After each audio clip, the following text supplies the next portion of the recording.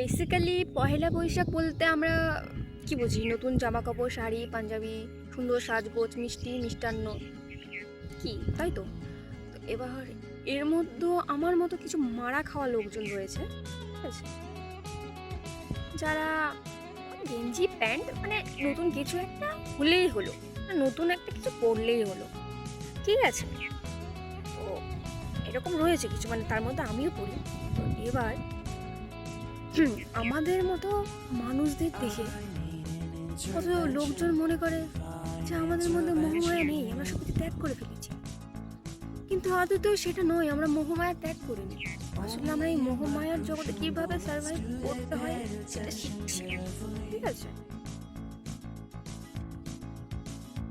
তো এবার বিষয়টা হচ্ছে শাড়ি, গেঞ্জি বা মেকআপের নয়।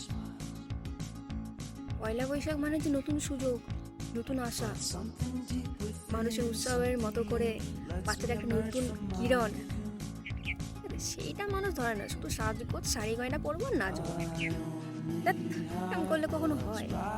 পয়লা বৈশাখ শুধুমাত্র পয়লা বৈশাখ কিন্তু নয়, আসলে এখানে অনেক ব্যাপার থাকে।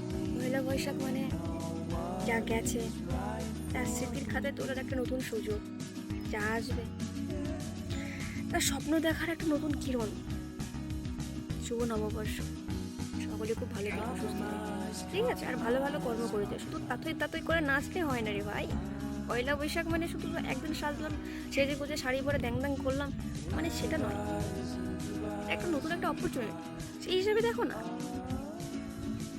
পয়লা বৈশাখের অনেক অনেক শুভেচ্ছা, সকলে ভালো থেকো। আর হ্যাঁ, স্বপ্ন দেখতে কিন্তু বলো না, মাস্ট, সেটাই দরকার জীবনে।